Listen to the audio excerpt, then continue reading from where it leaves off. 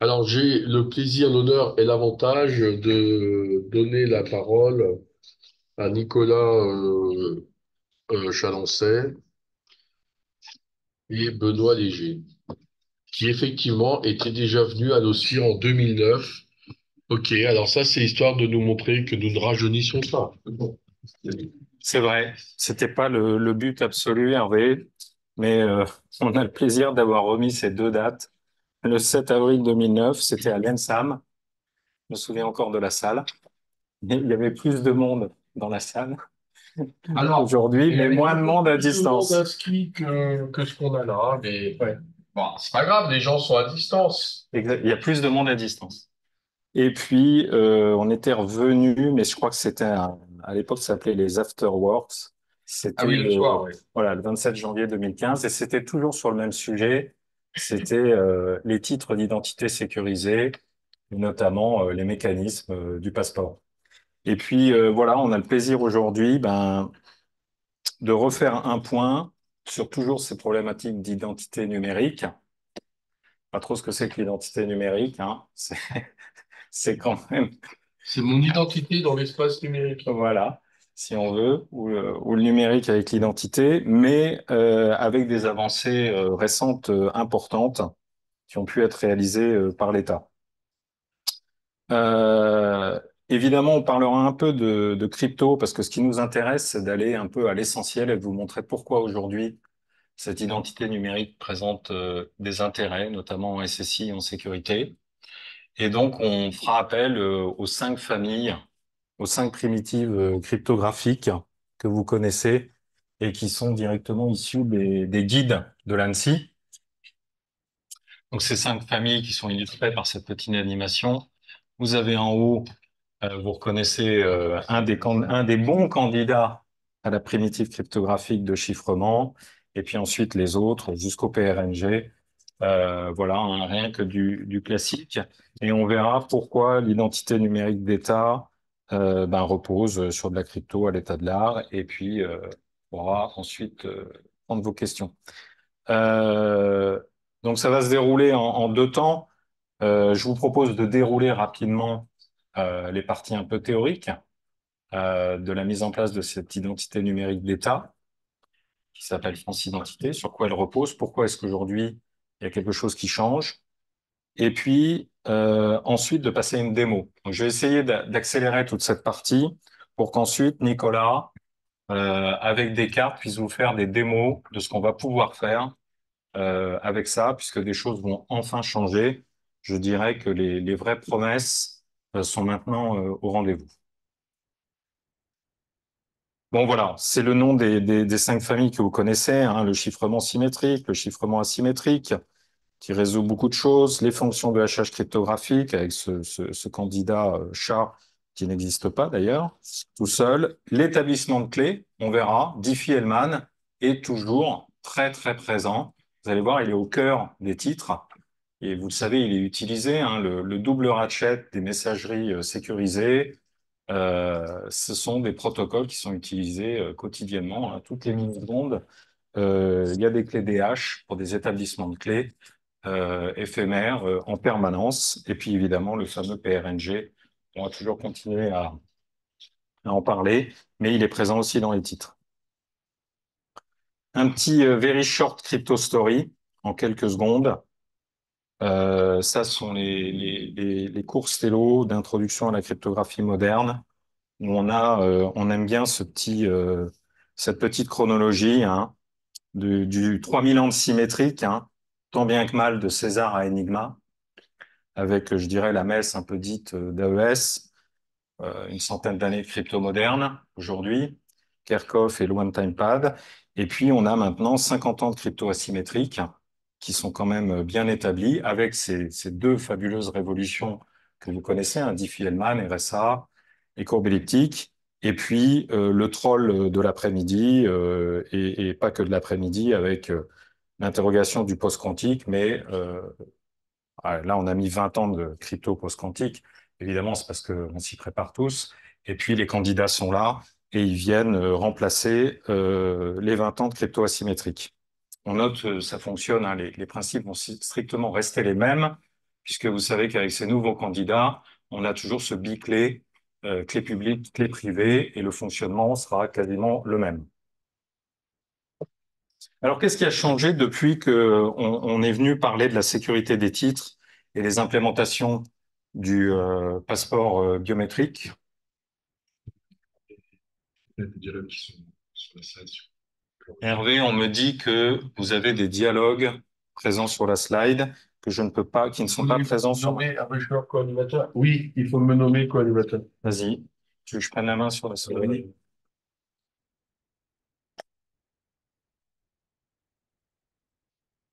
Bonjour. Ça, c'est le message, mais on le voit un petit peu.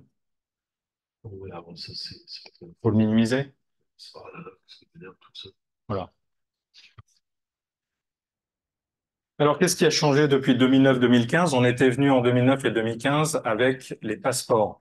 Je ne sais pas si vous vous souvenez, en 2009, à l'ENSAM, on avait fait un clonage de passeports à l'époque, une petite démo sur une carte JCOP pour montrer que voilà, on peut lire un passeport, c'est tout à fait légitime électroniquement, récupérer les données d'identité et puis récupérer la photo. Depuis, vous avez eu un nouveau candidat de titre qui, lui, est exclusivement français, qui est cette fameuse CNIE, cette carte nationale d'identité électronique, que certains peut-être ont ou pas. Qui a eu une CNIE Une carte nationale d'identité? électronique? Ah, électronique, ah non, pas du tout. C'est un truc qui ressemble à ça. Bon, alors ça, c'est quand même disponible. C'est passé. J'allais dire, c'est disponible à l'achat. Euh, c'est disponible à l'achat depuis, Nicolas, c'est disponible Depuis juin 2022. depuis juin 2022. C'est pas hier quand même. Donc, vous pouvez, d'ailleurs, petit truc au passage, si vous voulez obtenir une CNIE et jouer avec ce qu'on va vous montrer et les nouvelles promesses de l'identité numérique, d'État, sécurisée, ce que vous voulez, vous pouvez aller en faire une. Il y a un nouveau motif maintenant de renouvellement. Si on a l'ancienne carte que j'ai en plastique, il y a un motif, mais uniquement pour celles qui sont post-2019. On peut se les faire remplacer. Voilà, si ça vous intéresse, on vous dira pourquoi, mais on peut mettre ce motif et puis aller refaire faire et avoir une CNIE. D'accord? Qu'est-ce qui a changé? Eh bien, ce qui a changé, c'est que je dirais qu'aujourd'hui, on vous présente les récents travaux de l'État et notamment l'obtention, c'est au cœur du sujet de cette conférence, l'obtention d'une certification qui correspond à un référentiel de l'ANSSI qui s'appelle le MIE. Et l'État a récemment obtenu. Donc le MIE, qu'est-ce que c'est? C'est un référentiel de l'ANSSI qui date de 2022. Et MIE, ça veut dire moyen d'identification électronique. Voilà le référentiel. C'est pas très drôle. On va en parler. Et ce MIE, eh bien, il a été récemment obtenu pour ce qu'on va vous montrer, pour l'application France Identité, qui a obtenu une certification de niveau MIE élevé. C'est la première et la seule pour l'instant en France. Et c'est un travail, je dirais, j'allais dire de 20 ans. C'est peut-être un peu exagéré, mais c'est un travail très très long que le ministère de l'Intérieur, par son agence, l'Agence nationale d'études sécurisées, a mené pendant beaucoup beaucoup d'années. Et on va en détailler les éléments SSI. Alors, quelles sont les promesses de ce qu'on peut faire aujourd'hui à partir de ce MIE, qui n'est pas, le MIE n'est pas la carte d'identité électronique qui circule, évidemment. Le MIE, vous allez voir, c'est un ensemble un peu plus complexe, c'est beaucoup de choses, mais les promesses et les usages commencent à être là. Donc, j'invite ceux qui ont une CNIE et qui le souhaitent à télécharger l'application qui s'appelle France Identité, qu'ils trouveront dans les stores, dans les deux stores, sur leur téléphone. A priori, ils devraient avoir un téléphone compatible. Bon, il faut voir, il faut essayer. Et ils vont pouvoir jouer avec la sécurité des titres et puis aller vers les usages qu'on vous présente. Donc tout à l'heure, Nicolas, on essaiera de garder un peu de temps. Je ne sais pas si on voit, oui, Nicolas m'a proposé d'utiliser un petit pointeur laser. Est-ce que ça marche? Oui. Voilà les usages.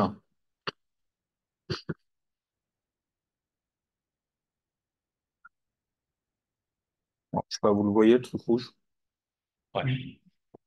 Bon, ça laisse pas de traces, mais c'est pas grave. Tout un tas d'usages. On pose la question un peu ironiquement. Ici, qu'est-ce que l'identité numérique? Donc ça, c'est le troll des 10 dernières années. Définir l'identité numérique. Moi, j'en sais rien. On bosse quand même pas mal sur ces sujets depuis pas mal de temps. Je serais bien incapable de vous dire ce que c'est qu'une identité numérique. Tout ce que je peux vous dire, c'est qu'il y a des sujets, il y a des usages aujourd'hui qui commencent à être réels et qu'on attend depuis fort longtemps. Et notamment un de ces usages, c'est d'arrêter ce que vous savez tous, c'est l'éternelle photocopie noir et blanc que l'on fait aujourd'hui en 2024. Moi, j'ai fait une sortie pour ma mère d'un hôpital. C'est encore une photocopie noir et blanc de sa carte d'identité. Un prêt bancaire pour ma fille, c'est encore tout photocopié. On ne sait pas où ça atterrit et tout est ressaisi. Là, voilà, depuis l'obtention de ce NIE au niveau élevé, qui date du 7 février, donc il y a à peine 2 mois, il y a la possibilité, vous avez la possibilité tout à l'heure, si vous installez l'application avec votre CNIE, vous pouvez générer ce qu'on appelle un justificatif d'identité. On va vous montrer. Et enfin, je dirais depuis 20 ans, c'est Stello qui le dit, on peut créer un document que vous voyez ici, qui s'appelle un justificatif d'identité à usage unique. Et ce document, c'est ce que l'on a tous imaginé il y a déjà 20 ans. C'est une signature électronique qui vient signer des données. On va voir comment la sécurité est mise derrière, qui vient signer des données. Et quand on dit à usage unique, eh bien, c'est parce qu'on peut mettre ici une date, soi-même, librement, et un destinataire, et dire, bah, pour un jour, pour une semaine, je fabrique ce justificatif d'identité uniquement pour la location d'appartement, où on met le nom du destinataire. Et là, le document que vous voyez il contient à la fois, évidemment, c'est la mode, on est dans la mode des QR, donc tout le monde est complètement sous le joug des QR codes, mais les QR codes, vous savez tous que c'est tout simplement, euh, ça ne représente la plupart du temps une signature, mais le PDF que vous allez générer avec l'application sur votre téléphone, elle-même contient une signature électronique, qui est un PADES, puisque c'est un PDF qui est généré. Le format de signature électronique utilisé est un PADES à l'intérieur, il contient les données signées, le document est signé, et vous avez en plus un code barre qui va vous permettre de faire une vérification sur un nombre d'applications, on va vous montrer, et qui va regarder notamment la date de validité d'utilisation. Donc je dirais aujourd'hui, fini les copies de cartes d'identité noir et blanc, vous générez le justificatif d'identité à usage unique avec sa date de péremption pour une semaine, et vous donnez ça. Mais ça n'est pas le seul usage.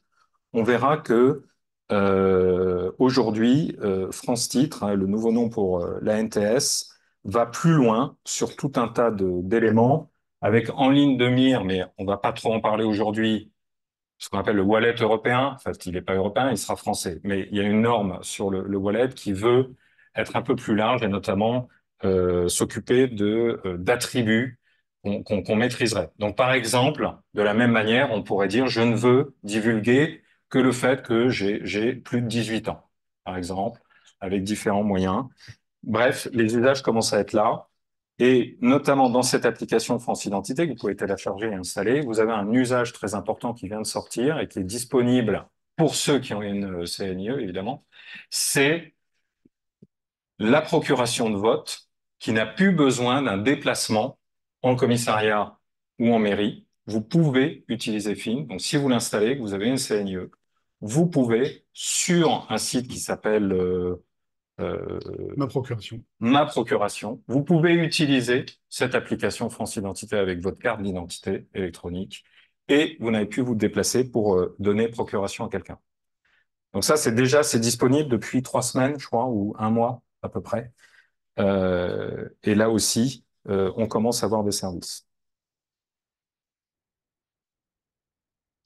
Là, on va rentrer dans le détail. Vous allez voir qu'on va, en quelques secondes, on va plonger dans de la crypto très vite. Mais avant de plonger dans la crypto, malheureusement, aujourd'hui, on avait prévu que soit présent le RSSI je dirais, des dernières années, qui s'est occupé, c'est un long travail du ministère de l'Intérieur, mais le RSSI qui s'est occupé et qui a réussi à obtenir ce MIE élevé, entre autres, Mohamed Najam. Mais il se trouve qu'à 14 heures, je sais pas si on a le droit de... Il est à l'Annecy, il avait une réunion, et à 15 heures, il avait une réunion, et c'est dommage, on aurait voulu vous puissiez lui poser des questions et qu'il soit présent.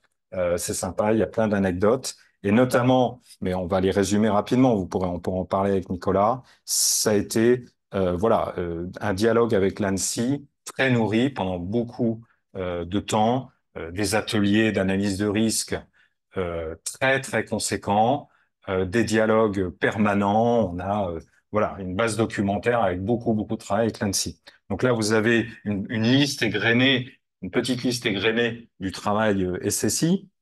Nous, on dit encore chez Stello SSI, mais on devrait mettre cyber. La cyber SSI. Bon, non, mais ça nous fait plaisir, nous. Et des analyses de risque. Donc là, beaucoup d'analyses de risque, un gros travail avec l'ANSSI. Euh, une CSPN avec un CESTI, donc la certification de sécurité de premier niveau sur ce MIE, une qualification élémentaire, l'audit lui-même de MIE élevé, qui est quand même très conséquent aussi, hein, réalisé par l'ANSSI, au passage un guide d'hygiène euh, classique, une 27001, du PASI, beaucoup de PASI. Et les PASI, c'est du Synactive, par exemple, mais aussi un audit du SHFD, puisqu'il s'agit d'un ministère de l'Intérieur, donc les services du haut fonctionnaire de défense, un programme de bug bounty qui est en cours chez Yes We Hack. Il avait déjà eu lieu il y a quelques années, puis là, il a repris. Donc, bon, Mohamed Najam n'est pas là, mais il aurait pu en parler. Une petite équipe de Red Team à l'intérieur, et puis beaucoup de travail sur l'analyse de fraude. L'analyse de fraude, c'est une des exigences, notamment, du référentiel ANSSI MIE. Donc le MIE, ça a été fait évidemment par les équipes de l'ANSSI, mais derrière, on trouvera quelqu'un comme Romain Santini qui a beaucoup contribué à l'élaboration de cette norme sur pas mal d'années et son niveau de complexité. Et dedans, notamment, vous avez beaucoup de choses. Il va falloir maintenir tout ça, maintenir le niveau de tout ça. C'est pour ça que derrière, vous avez une flèche qui tourne, hein, puisqu'il faut faire tourner tout ça. Donc, c'est quand même beaucoup de boulot avec un corpus documentaire assez important. Et puis, notamment, par exemple, l'analyse de la fraude, un des éléments. Donc voilà, vous avez ici la décision. Vous voyez, elle est toute récente, hein, c'est 7 février 2024. Et sur le site de l'ANSSI, eh bien, le MIE de la NTS a obtenu le niveau élevé.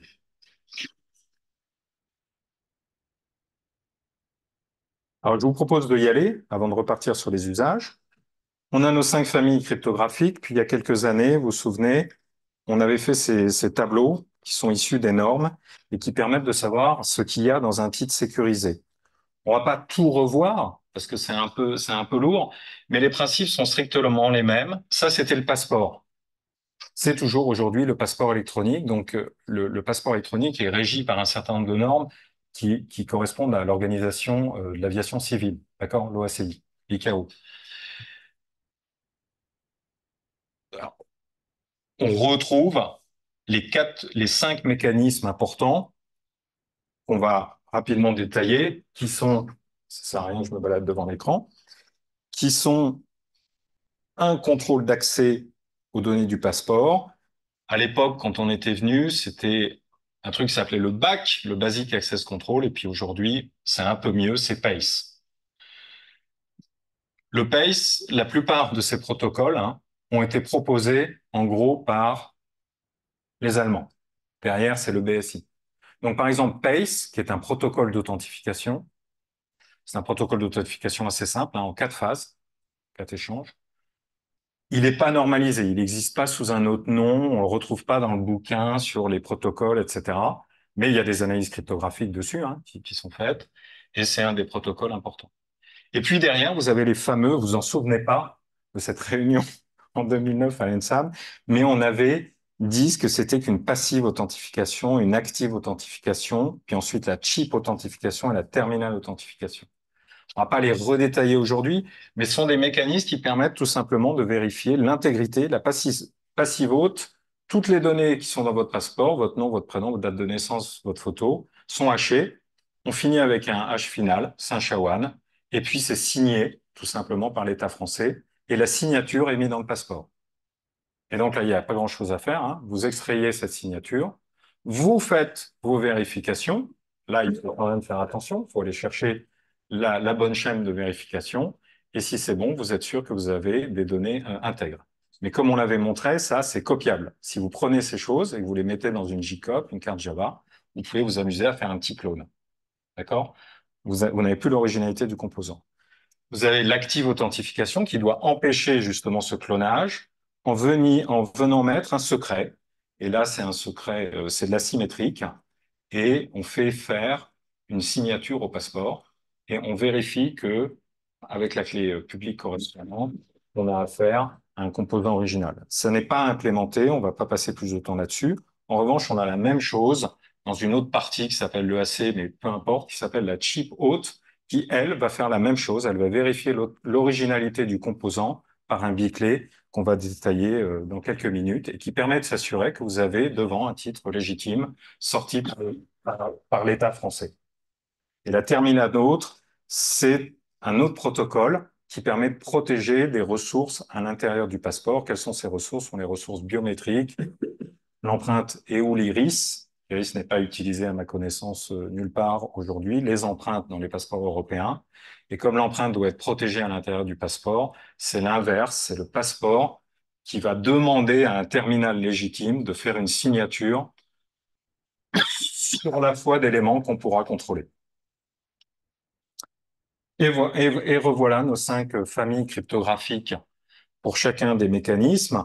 Ici, en facteur, on a remis, hein, vous avez quasiment pour chacun des protocoles du symétrique, évidemment du hachage absolument partout et du PRNG pas loin. Et puis, voilà, ça c'est une redite de ce que je viens de vous dire. La passive auth, ça n'est que la vérification d'une signature qu'il y a eu. Donc vous avez à l'intérieur du passeport euh, les données signées. Il suffit de faire une vérification classique de cette signature. L'ActiveAuth, là, il y a un bitlay asymétrique. Bon, je vous ai mis les courbes elliptiques pour l'ActiveAuth. C'est pas implémenté, mais c'est peut-être plutôt du RSA qui était proposé. Et là, 2 choses intéressantes. Pour le protocole PACE, donc le contrôle d'accès à vos données du passeport et la vérification d'un titre légitime, donc la chip authentification, vous avez en fait un échange de clés Diffie-Hellman, un éphéméral Diffie-Hellman sur la base d'un biclé qui va vous permettre de vous assurer que c'est le bon composant. C'est ce qu'on voudrait vous montrer rapidement.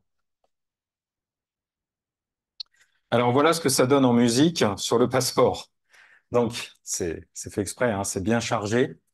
Mais donc assemblage riche et complexe, mais sans surprise. Vous n'avez que des choses que vous connaissez et que vous avez rencontrées tout au long de votre vie d'expert SSI. Il y a pas de miracle. Alors, c'est un niveau de granularité qui a été choisi, hein. Évidemment, c'est pas très compliqué d'aller voir les normes, hein. Vous allez retrouver les détails des protocoles. Ce sont pas des protocoles très longs. Et quand il y a une signature, bah, il y a une signature avec une clé privée, qu'elle se trouve à l'extérieur ou dans le, le, le passeport. Et quand on veut vérifier cette signature, bah, il y a une clé publique correspondante qui est trustée ou pas, et on fait la vérification.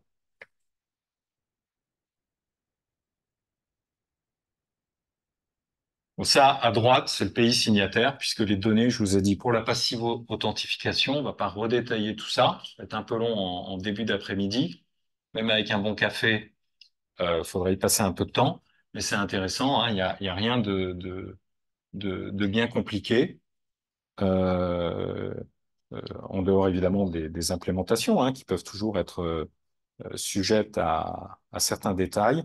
Mais en gros, on va revoir ensemble pour la carte d'identité les 2 choses qui sont faites quand vous jouez avec l'application France Identité. Donc ça, c'était pour le passeport. C'est ce qu'on avait détaillé notamment avec les anciens slides de 2009 et 2015. On les réutilisera quand on reviendra dans quelques années pour la suite. Et depuis, on vous l'a montré, il y a une CNIE. Qu'est-ce qui diffère par rapport à un passeport, hein? Dans un passeport, vous avez tout ça. Vous avez aujourd'hui un passeport qui sort une puce moderne, fabriquée à l'imprimerie nationale, hein. C'est l'imprimerie nationale en France qui a la responsabilité et la prérogative d'émettre ces titres avec ce choix des composants, des puces qui les équipent et des protocoles qui les équipent. Vous avez un PACE en haut. Il y a une première partie passive, active, authentification. Je vous ai dit, il n'y en a pas en France parce qu'on pourra en parler après si ça vous intéresse. C'est une signature. Et donc, si vous faites signer un passeport, il y a des questions. On peut en parler après. Admettons que vous, à un endroit, vous mettiez une coordonnée de lieu et puis un temps et que vous faites signer un passeport, vous avez une trace qu'il est difficile de, voilà, qui est transportable, qu'on peut utiliser séparément. Donc, ça n'a pas été retenu aujourd'hui à la question. En revanche, la chip authentification ne laisse pas de trace. C'est un établissement éphémère de clé Diffie-Hellman qui assure le canal. Et là, comme ça, il n'y a plus de questions à se poser sur je te fais signer quelque chose. Mais c'est pareil, c'est un secret. L'active authentification, si elle était implémentée, c'est une clé privée qui est mise à l'intérieur et vous demandez une signature d'un nonce, mais vous pourriez demander la signature d'un lieu et d'un horaire. Et là, ce serait plus embêtant parce que vous gardez une trace d'un passage de quelque chose qui matérialise un passeport. C'est pour ça que c'était sujet à des trolls. Il y avait l'histoire sur l'Australie qu'il avait implémenté pour des bombes qui se déclencheraient au passage de passeports australiens, etc. Bon, ça se fait pas comme ça. Il faut avoir accès à un certain nombre de choses. Mais dans le cadre de la chip authentification, il n'y a plus cette question-là. Là, il y a un biclé. Donc là, vous avez quand même une clé secrète ici. Donc dans Diffie-Hellman, c'est une clé Diffie-Hellman, hein. Vous savez, hein, c'est GA mode P. Donc c'est juste les paramètres, mais ça correspond à une clé publique, clé privée. Et on établit un canal sûr et on est certain qu'on a authentifié un passeport parce qu'on a certifié sa clé publique. Cette clé publique de ce biclé se trouve dans un container, le data group numéro 14, et ce data group numéro 14, il est signé par la passive haute, par l'État français. Donc on sait que tout challenge qui a été fait avec cette clé privée, qui correspond à cette clé publique, est bien un passeport français. Sauf si à l'IN, vous êtes capable de faire signer la clé publique de votre biclé que vous avez mis dans un composant, mais a priori, ce n'est pas possible. Pour la carte d'identité, c'est un peu plus complexe. L'État français a choisi, en plus de respecter l'ICAO, donc vous avez en gros, je vais le synthétiser, hein, c'est pas ça, mais vous avez un passeport à l'intérieur, enfin comme un passeport. Donc dans cette petite carte, vous avez les parties d'un passeport qui sont en haut, exactement les mêmes protocoles que ceux que vous voyez ici, sans l'active haute, hein. Mais en plus, vous avez une deuxième application dans la puce, qui sont séparées, hein, qui s'appelle EID pour le passeport, pour la CNI française, d'accord? Et la France a fait le choix de réimplémenter exactement les mêmes protocoles, mais cette fois-ci pour faire de l'identité numérique d'État. Et c'est ce qu'on va regarder aujourd'hui. Donc, il y a deux fois en fait l'ensemble des protocoles, mais il n'y a pas d'active authentification dans les deux. Et on va voir quand est-ce qu'on utilise celle-là et quand est-ce qu'on utilise celle-là en fonction des cas. OK? Ça se complexifie apparemment. Vous allez voir, c'est assez simple. Dans quel cas on utilise l'un et dans quel cas on utilise l'autre. Sachez que l'EID ne contient pas de données biométriques. Seule la partie ICAO, comme pour le passeport, contient des données biométriques. Donc, dans le titre, vous avez quand même vos empreintes digitales qui sont protégées dans un data group par la terminale haute qui est dans la partie ICAO, comme pour les passeports. On va voir à quoi ça sert dans le cadre du MIE élevé. La même chose, mais on vous montre, en fait, ça, c'est que la partie, on va dire, EID. Donc, c'est pour vous dire la charge utile qu'on va exploiter. On va exploiter une authentification PACE, vous allez voir, qui établit un canal sécurisé. Hein, quand le canal ici, il est un peu synthétisé, hein, la clé secrète qui est établie, hein, Diffie-Hellman, je vous rappelle, c'est un protocole d'établissement de clé. Le mot échange est vraiment pas bon. C'est vraiment la clé apparaît magiquement avec des choses qui ont été transmises, mais qui ne vous permettent pas d'obtenir la clé. grâce au secret que vous avez de l'autre côté. Donc, on ne représente pas Diffie-Hellman, mais c'est vraiment un établissement de clés partagé. Alors, Diffie-Hellman est quand même sensible à une grande attaque. Je ne sais pas si vous l'avez en tête, mais il y a une attaque. C'est l'un des problèmes de Diffie-Hellman. Mais ici, vous avez des canaux sécurisés qui sont établis à la fois dans le protocole PACE et dans la chip authentification entre le passeport et celui qui le lit. Et ce canal chiffré, en fait, il y a deux clés, une clé de chiffrement, une clé d'authentification MAC, mais peu importe, ce canal chiffré vous permet de discuter en APDU avec le passeport et d'aller chercher des data groups de manière chiffrée, confidentielle.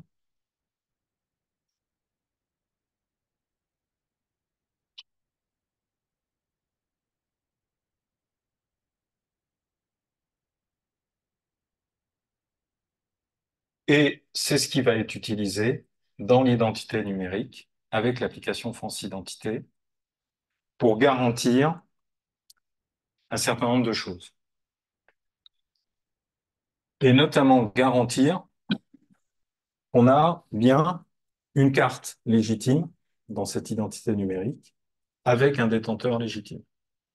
Donc avant de vous montrer tous les schémas que le MIE, que le référentiel impose, parce qu'il y a pas mal d'étapes entre l'obtention du titre et ce qu'on appelle la certification de compte, qu'on va voir dans les schémas après, c'est sur ce type d'échange qu'on va s'appuyer pour garantir que l'application discute bien avec un titre légitime et que derrière, on peut faire des choses avec votre identité numérique. Donc, vous avez ici les quatre parties. Vous avez l'utilisateur, qui est là-haut, là, à gauche, la carte elle-même, qui se trouve ici, le téléphone, sur lequel vous avez l'application France Identité que vous avez téléchargée pendant que je parle, et puis derrière, vous avez le back-end, le système d'information de France Identité. D'accord? On verra après d'autres systèmes plus larges quand on veut discuter avec des tiers, si on veut utiliser ça pour se connecter via France Connect sur Amélie et les impôts. J'en ai pas parlé tout à l'heure, c'est un des usages. Mais vous verrez que moi, l'usage, je le trouve en termes du X catastrophique, puisque je vais mettre à peu près 4 fois plus de temps que d'utiliser mon mot de passe impôts.gouv.fr. Je devrais pas dire ça, hein. Mais c'est enregistré, c'est trop tard. Je l'ai dit. Voilà. Mais on peut toujours, évidemment, utiliser tous les moyens d'identification électronique disponibles pour passer par France Connect, si on le souhaite. Évidemment, c'est fait pour. Comment ça fonctionne? L'application elle-même, vous voyez dans son démarrage de flux, en haut, établi, c'est toute la partie jaune. Vous avez un TLS 1.3. Ce TLS 1.3 est important parce que dans tout ce que je viens de vous raconter, on peut déduire qu'en fait, n'importe qui peut communiquer avec un titre d'identité. Donc, que ce soit le passeport ou la CNIE, il n'y a pas de vérification, hein, je vous ai dit, sauf pour la terminale haute qui vous permet d'ouvrir le data group où se trouvent vos empreintes. Le reste, l'accès à tout ce qui se trouve là, en facial, votre photo et les données, sont accessibles par n'importe quel lecteur. Donc, vous pouvez fabriquer, vous pouvez coder un lecteur qui vous permet de faire ces dialogues. Il n'y a pas de vérification de qui dialogue avec le composant. Ça n'est pas possible pour l'identité numérique. Il faut quand même être certain qu'on est face à une application légitime. Et donc, l'application légitime, objet de la CSPN, de la qualification élémentaire, s'assure qu'elle est bien légitime. Sur quoi on s'appuie? Bien là, on pourra après, je vais synthétiser, on n'ira pas dans les détails, mais on pourra avec Nicolas en parler. Ça va plus loin qu'un simple canal TLS. On vient faire du classique certificat pinning. Donc, dans ce TLS mutuel, dans ce MTLS, la partie cliente a dans l'application un certificat de France Identité qu'elle vérifie. Et puis, comme ça suffit pas, puisqu'on peut commencer à faire quelques manipulations sous Android et sur iPhone et sur iOS, on vient utiliser les mécanismes des deux géants Apple et Google, qui sont des mécanismes classiques, hein, prévus par leurs API, qu'on appelle les mécanismes de key attestation. Je ne sais pas si vous êtes familier avec ça, mais voilà.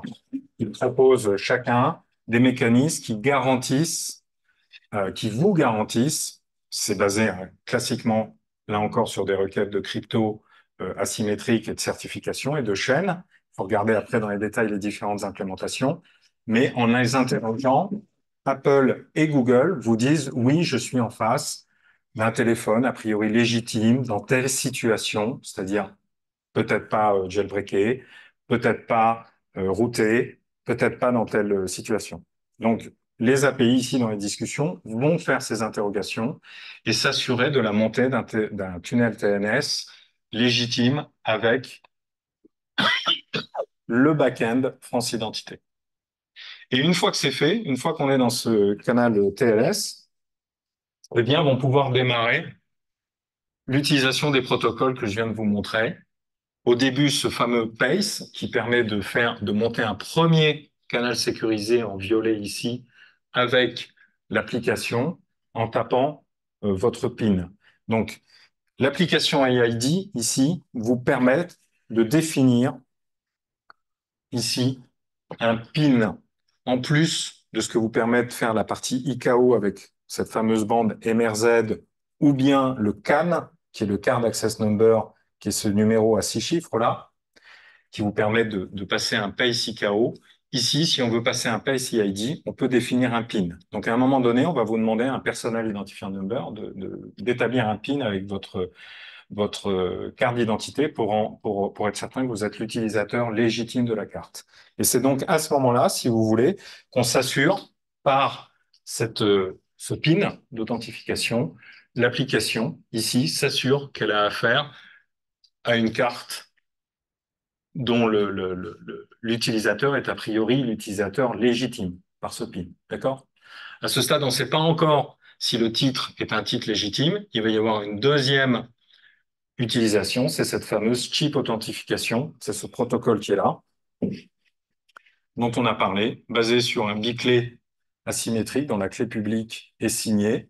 Et en faisant cette montée de Diffie-Hellman, on authentifie, hein, en plus d'avoir des clés de chiffrement, on authentifie à ce stade qu'on a bien affaire à un titre légitime ici par ce chip authentification. Et on établit un canal sécurisé, Secure Channel, Secure Messaging, et donc les APDU de discussion, hein, toujours en ISO 66816 avec la carte, avec le chip, sont authentifiés.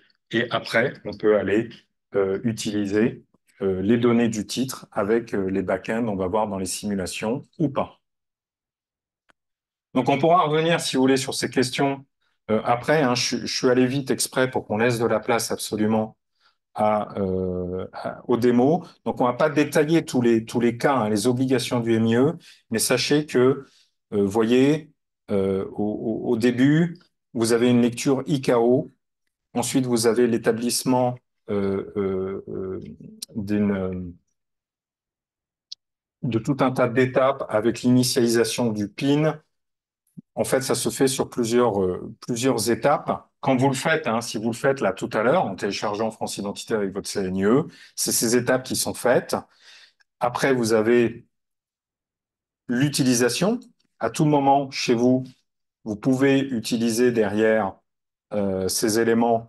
L'application va demander de mettre votre carte et d'établir un PIN pour un canal sécurisé. Et puis, vous avez la certification de compte. C'est une étape dans laquelle on retourne en mairie. Et en mairie, vous voyez, on fait un ICAO avec un test d'empreinte. Donc, en mairie, si vous voulez faire certifier votre compte FIN pour qu'il soit de niveau élevé, il faut théoriquement retourner en mairie. Et là, on fait un contrôle du titre. On s'assure que le titre est bien détenu par son détenteur légitime avec un contrôle d'empreinte. Et là, on passe en niveau élevé. À terme, demain, je crois que cette possibilité, Nicolas, sera obtenue directement quand on fait un nouveau titre, Ouais, la remise. à la remise du titre. Et puis après, je vais finir rapidement en vous montrant comment on utilise ça pour faire du France Connect ou faire un justificatif d'identité. Mais voilà ce que demande une certification de MIE élevé. C'est beaucoup de cas pour lesquels, évidemment, il y a des analyses de risque et des documentations CSPN très fortes.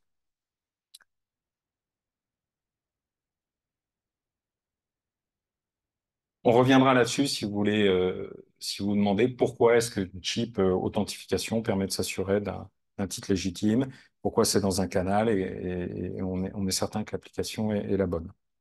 Et enfin, voilà, ça c'est un cas, donc on va vous montrer, hein, c'est le cas dont je vous parlais.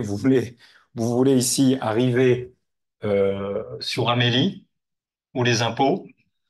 Là, on a détaillé dans le schéma tous les flux. J'ai fait faire par Romain tous les flux classiques. Ce sont des flux OIDC. Donc absolument rien de magique, hein. C'est complètement normalisé. France Identité utilise des flux OIDC bien classiques. Il y a simplement une petite complexité, c'est que vous avez deux OIDC. France Connect est lui-même un fournisseur OIDC et France Identité l'est aussi. Donc vous avez un jeu de, on pourrait dire, d'un OIDC dans un OIDC. Donc, ce qui se passe ici hein, est en fait plus simple qu'on l'imagine. Vous êtes là l'utilisateur. In fine, vous voulez vous connecter aux impôts. Vous allez faire quoi? Vous allez d'abord solliciter, en premier lieu, ça commence par les impôts. Sur les impôts, vous tapez France Connect. Hop, vous démarrez un canal OIDC avec France Connect qui vous propose plusieurs fournisseurs. Si vous choisissez France Identité, hein, il y en a d'autres. Hein, vous avez le MIE de la Poste qui s'appelle France Identité numérique de la Poste. Identité numérique de la Poste, il n'y a pas du tout pour France, pardon. Et vous avez celui d'Arianex qui s'appelle Iris. Vous pouvez utiliser l'un ou l'autre, mais si vous utilisez France Identité, vous allez être redirigé vers un flux ODSC France Identité qui, lui, va vous demander une authentification qui est en bas. C'est ce qu'on vient de voir. Toute l'authentification, c'est ce qu'on a vu avant d'arriver là. Et une fois que c'est réussi, le dialogue OIDC se continue et vous finissez par une URL de rappel qui vous fait atterrir sur Amélie. Et donc, je finirai rapidement en disant, on reviendra si vous voulez dessus après les démos, en disant que là, ce qui change, c'est que pour la première fois, on l'attend depuis tant d'années, ici, quelles sont les données, où est-ce qu'elles ont circulé, où est-ce qu'elles atterrissent. Quand vous connectez sur Amélie par ce système, comment est-ce que Amélie ou les impôts savent qui vous êtes? Et qu'est-ce qui a circulé comme données? Eh bien, en fait, les données sont bien remontées, c'est-à-dire qu'à un moment donné, ici, vos données qui sont dans la carte sont bien remontées jusqu'au back-end France Identité. D'accord? Elles sont remontées ici. Mais elles seront remontées pourquoi? Pour être transmises à un tiers. C'est-à-dire qu'ici, elles sont à un moment donné retransmises sous le nom d'identité pivot, mais ce sont des données, hein, à un truc qui s'appelle le RNIPP qui les normalise, et ensuite, pour qu'elles soient matchées avec ce qu'il y a sur Amélie et les impôts, pour qu'on sache qui vous êtes, pour qu'Amélie vous fasse tomber sur votre compte.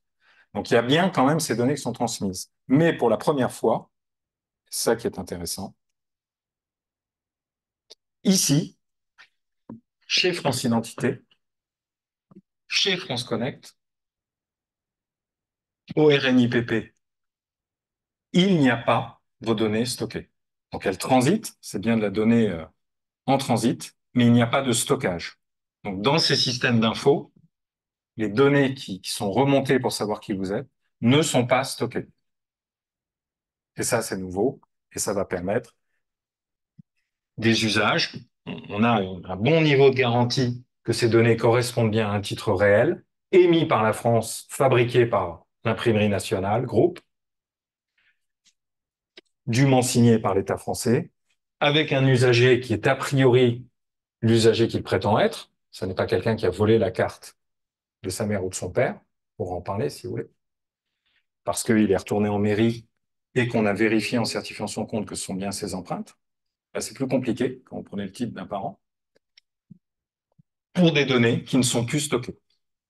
Donc enfin, le spectre, je dirais, en France depuis tant d'années, à la fois d'un côté le spectre de Vichy et l'acceptation sociale sur ces données d'État qui sont détenues pour tout le monde, s'éloigne. On le voit aussi, hein, l'acceptation sociale aujourd'hui est différente. Je finirai par là en disant qu'on voit bien entre les données de France Travail qui sont perdues, les photocopies qu'on retrouve partout, etc., des bases qui sont intéressantes, des bases qui sont pas intéressantes. Ici, venir attaquer la base de France Connect et la base de France Identité, ça vous donnera des logs dans lesquels il y aura des numéros de titres, dans lequel il y aura éventuellement un email de correspondance de quelqu'un, parce qu'il y a un compte, il y a un email et un numéro de titre, mais absolument pas les identités des personnes. Et ça, c'est complètement nouveau, et ça va permettre voilà, des usages qui sont quand même différents aujourd'hui que les éternelles collections. Je finirai en disant que les plus belles bases à exploiter aujourd'hui, ça reste quand même et toujours les bases de la Poste, les bases d'EDF, les bases des fournisseurs, hein. Ils ont vos endroits, ils ont les lieux, ils ont les étages, ils ont les points de raccordement. EDF a le point de distribution d'électricité sur des données qui sont plutôt actualisées. Je parle même pas des fournisseurs de téléphonie mobile, d'ADSL et de fibre. Voilà, merci. C'est un peu riche. On peut revenir après sur ce qui fait la sécurité. C'est grâce au titre, hein. Cette identité numérique est possible grâce à la sécurité des puces, hein. Tout ça repose sur des secrets. Voilà, Hervé Schauer, je me souviens d'Hervé Schauer me parlant On peut faire des mots avant d'arrêter l'enregistrement et de passer aux questions. Oui, bien sûr. Je me souviens encore d'Hervé Schauer, voilà, parlant de la SIM à l'époque et du secret diversifié dans une SIM et indiquant que, voilà, à sa connaissance, il n'y avait toujours pas de possibilité. Alors, c'est différent, c'est un service qui est online, qu'un fournisseur peut couper rapidement, mais là, c'est évidemment une sécurité qui repose sur des secrets qui sont à l'intérieur de ces titres et qui sont quand même à un certain état de l'art de protection. Merci. Alors, il faut basculer sur Nicolas. J'arrête le partage. Par contre, je peux partager mon écran. Magnifique.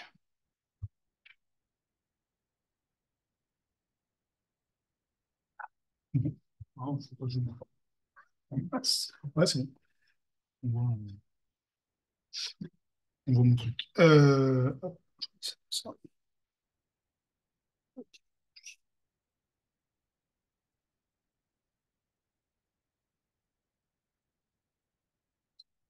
Là, il y a un peu, normalement. Bref, donc l'objectif là, c'est juste de vous faire une petite démo rapide de fonctionnement en fait de l'application et de la carte associée. Le dispositif est un peu bizarre. En fait, je suis obligé de filmer l'écran du téléphone parce que, comme on l'a dit tout à l'heure, en fait, les applications mobiles, elles ont fait l'objet de mesures de sécurité. Et en fait, si on ne peut pas enregistrer l'écran directement. C'est-à-dire que si je vous affiche l'écran du truc, vous verrez absolument un écran blanc avec rien du tout qui s'affiche. Donc, c'est pas très parlant. Bref, Une des demandes de l'ANSSI. oui. Donc, typiquement, pour les gens qui ont besoin d'accessibilité, c'est pas possible. Donc, comme le disait Benoît, en fait, je veux dire, Après, on peut faire un historique, hein, la carte d'identité électronique, donc ce petit machin-là, ça fait, je pense, maintenant 10 ans à peu près qu'on en parle en France. 10 ans qu'on l'attendait. Il y a eu trois quatre projets qui ont existé, jusqu'à un qui a été retoqué par le Conseil d'État. Et enfin, c'est arrivé grâce à un règlement européen, tout simplement. Donc maintenant, on a une carte d'identité avec une puce électronique qui contient deux applications. Une application dite voyage, dont Benoît a parlé, puis une application EID, qui est une nouvelle application. Et en fait, l'identité numérique française, en fait, elle repose sur l'utilisation de ces deux applications. On va utiliser la première pour une vérification d'identité. Et une fois que la vérification d'identité est faite, on utilise la seconde pour les mécanismes d'authentification classiques. Je vais essayer d'aller lentement parce que je crois que ça lag un peu la vidéo, c'est ça? Il y a un délai, mais normalement, après la vidéo est. Ah, d'accord. Ok. Il y a 2 secondes de délai entre D'accord. ce qui a parlé. Parfait. Donc là, tu as dit que tu avais plus de 18 ans. Là, je dis que j'avais plus du temps. Donc on va scanner la carte. Donc en fait, le scan de la carte, c'est juste pour récupérer le CAN qui est devant. Le CAN, c'est les 6 chiffres qui sont en bas à droite. Ouais, c'est ça. On peut pas les taper? Si, je pourrais les taper aussi, mais je l'ai fait. Une fois qu'on a fait ça, on va lire la puce de la carte. Sans contact. Donc les API NFC des téléphones. Donc là, on a vu en fait la partie ICAO de l'application.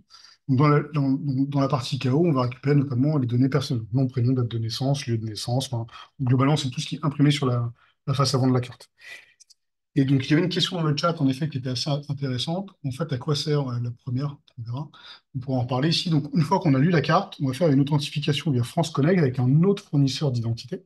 Donc, pour répondre à la question, France Connect, ça n'est jamais qu'un hub en fait d'interconnexion entre des fournisseurs d'identité et des fournisseurs de services. Ça ne sert qu'à ça. Donc, ça permet en fait, une fois on passe par un fournisseur de service, on veut s'identifier à un fournisseur de service, on passe par France Connect, on choisit un fournisseur d'identité, on s'authentifie auprès de ce fournisseur d'identité, et c'est ce fournisseur d'identité qui va transmettre les informations d'identité au fournisseur de service. Donc, les données qui sont transmises, elles sont normalisées en France Connect, hein, c'est nom, prénom, date de naissance, lieu de naissance et pays de naissance, si je peux le dire. Et ça pour tout. C'est ça ce qui est transmis au fournisseur de service. Donc là, on va faire exactement la même chose. On fait une authente France Connect.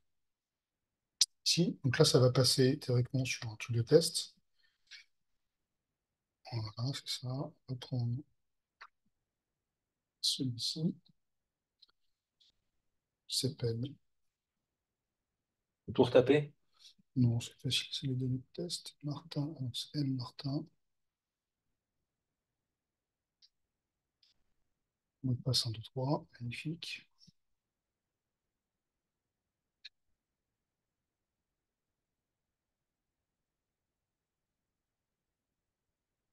Donc,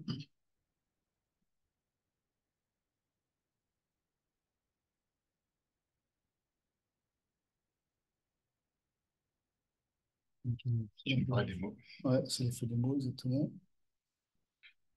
Alors, Ah, L'effet des mots. On va recommencer, c'est pas grave. bon, là, on a choisi de prendre une carte qui n'est pas une carte en prod. Donc, si on veut le faire, on peut le faire en prod, là, avec une carte qui n'est pas enrôlée. Nicolas a une CNIE? Non. Je suis un Français de l'étranger, donc c'est plus compliqué. Ah oui. Est-ce que quelqu'un Non, c'est peut bon, c'est bon, enrôler? c'est bon. C'est passé? Ouais, c'est bon, c'est pas fait. Donc là, on a retrouvé l'identité qui est bien sur la carte. Donc je continue. Et là, on me dit, c'est bon, l'identité est vérifiée. Donc en fait, là, ce qui se passe, quand on dit l'identité est vérifiée, c'est qu'en fait, on fait un match en fait, entre les données qui sont transmises par le fournisseur d'identité qu'on a choisi, par France Connect, et les données qui sont contenues dans la carte. Donc on vérifie que ça correspond bien à nom, prénom, date de naissance, ainsi de suite. Ça, c'est juste cette étape. C'est juste parce que le MIE demande qu'a priori, quelqu'un qui présente sa CNIE sur l'application en est bien le détenteur légitime. On lui demande de passer par un fournisseur de France Connect. Mais c'est tout. C'est simplement parce que le MIE veut avoir une ordre. Mais si jamais j'ai accès au compte Amélie de ma mère et que j'avais pris sa CNIE, elle en a une, pas moi, ce serait passé. J'aurais enrôlé la CNIE de ma mère parce que j'avais accès à son compte Amélie ou Impôt. C'est juste une première présomption de détention légitime de la CNIE. Donc on peut, à ce stade, on peut un peu, voilà, si vous piquez une CNIE, vous pouvez arriver là. Pourquoi c'est serait mis en veille parce qu'on a perdu le flux vidéo là. Ah, pardon, c'est le téléphone qui s'est envoyé. Donc on vite le terme de France Connect, parce que une expiration de session.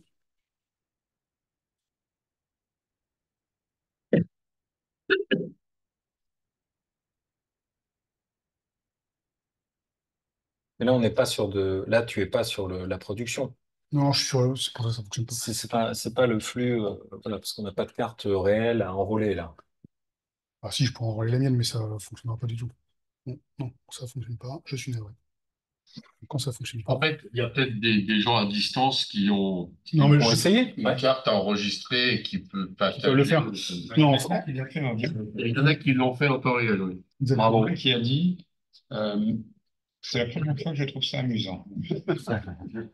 On prendra des questions après avoir Ouais. coupé l'enregistrement. Ouais, voilà. Par contre, on peut faire, Nicolas, des démonstrations de ce qu'on peut faire une fois qu'on est enregistré. Ouais, on peut. Alors là, je vais pas. Ouais, ce serait pas mal. Alors, peut-être on peut dire aujourd'hui, juste dire, est-ce qu'on peut faire une démo de justificatif Ouais, d'identité? on va le faire avec la carte de Loïc sur son téléphone. Donc Loïc, on va faire une vraie carte et un vrai compte en production. Et l'intérêt, c'est vraiment aujourd'hui, donc vous le voyez, hein, on peut mettre le permis, vous voyez en rose derrière le permis de conduire. Bon, voilà, ça c'est évidemment très populaire, ça fait beaucoup parler, puisqu'on peut dématérialiser son permis de conduire. Donc en fait, qu'est-ce que c'est derrière? C'est simplement la capacité d'aller rechercher des données, donc il y a une authentification vers un site qui est celui qui gère les permis de conduire. Et les vérifications électroniques qu'on vient de vous décrire permettent de s'assurer qu'on a bien le détenteur légitime. Il y a un rapprochement qui est fait avec les données du permis. Alors, on a vérifié votre identité réelle et on va chercher les données du permis et on vous met un permis dématérialisé que vous pouvez présenter. D'accord? L'idée, c'est de venir voilà, s'appuyer sur ce socle qu'on vous a montré. Donc une fois en fait que le truc est enrôlé, puis je répondrai aux questions après sur la partie enrôlement. En fait, là, on a un niveau, il y a plusieurs niveaux en fait de confiance en fait dans cette identité numérique. Une fois qu'on a fait le rapprochement France Connect, on est dans un niveau dit le plus bas possible. Parce qu'en effet, la vérification d'identité, elle est quand même assez légère. Mais en revanche, ce qu'on peut faire ici, c'est donc on peut créer ce fameux justificatif d'identité à usage unique. Et donc, il y a un document en fait qui va être, c'est un PDF en fait qui va être signé électroniquement. Je laisserai cacher le clavier. Il va être signé électroniquement. Là, on voit ton clavier. Ouais, je sais. Je reviens. Qui va être signé électroniquement et qui contient en même temps un QR code qui lui-même est signé électroniquement. Donc là, par rapport à l'opération d'enrôlement, là, en fait, il a tapé son code PIN parce qu'on va lire en fait l'application IID. Donc là, de la même manière, on va aller récupérer l'application IID, nom, prénom, date de naissance pour les données qui sont dedans. C'est un code PIN qu'il avait préalablement établi dans sa CNIE, grâce à l'application FIN. Tac. Et donc ensuite, ce truc-là, si on va l'ouvrir, Il faut ouvrir le PDF. Et donc, le PDF contient deux choses. Il contient une signature PADES, qui est plus globale, hein, qui est celle de tout le document, qui est intéressante, mais que personne ne vérifie, hein. Enfin, si vous avez les moyens de vérifier un PADES, c'est assez simple. C'est bizarre, ça me dit jamais. Et une deuxième signature sous la forme de ces données numériques représentées par un QR. Et là, vous pouvez vérifier ça. Donc là, je sais pas ce que tu as généré. Qu'est-ce que tu as mis? là, maintenant, en général, justificatif d'identité, j'ai mis des Pour données. combien de temps tu as mis? Je crois que celui-ci, il est de. J'ai mis quoi, un mois? Un mois. Tu as mis un mois. Alors, on pourrait en prendre des anciens. Mm. Si on utilise une application pour vérifier ça, donc il y en a plusieurs, on peut utiliser comme application, là, vous avez celle de France Identité. Sur le site, vous avez un endroit, une page web. Vous pouvez envoyer le PDF. Il y a une vérification. Mais vous pouvez, avec l'application France Identité que vous venez de télécharger, vous pouvez scanner le QR code. Mhm. Là, je peux le faire avec mon téléphone, je pense, si Ouais, tu veux. vas-y. Par exemple, si vous allez sur France Identité ici, on peut vérifier ces données.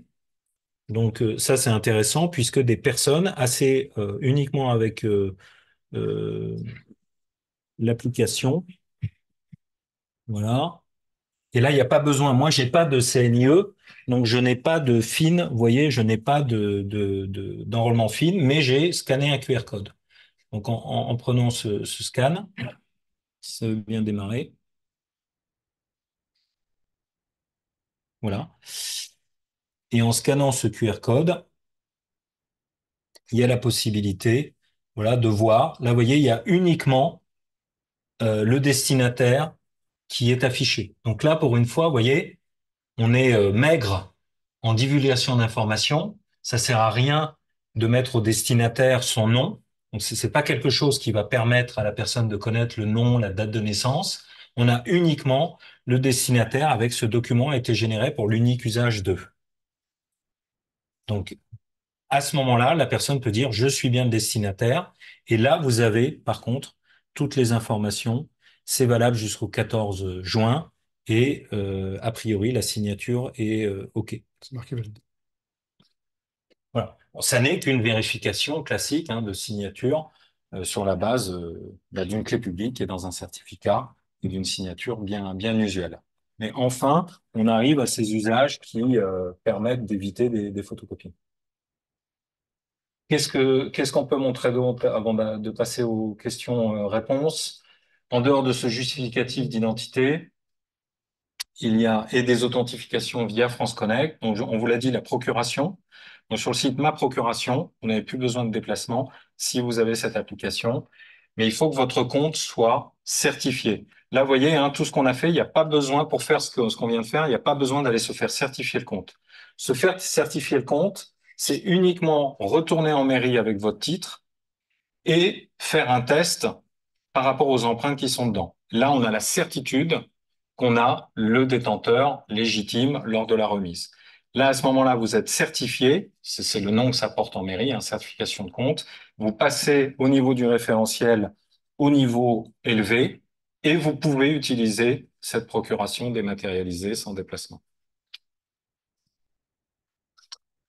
Voilà, sinon peut-être vous dire, si on peut répondre à vos questions avec plaisir, vous dire que derrière, donc tout ce travail a été réalisé notamment par le truchement. Donc, malheureusement, Mohamed Najam qui est pas là. C'est dommage, ça aurait été sympa. Le RSSI avec tout ce travail avec l'ANSSI, puis une longue lutte sur tous ces référentiels. Une équipe de direction à la NTS très concernée qui a pu obtenir ça.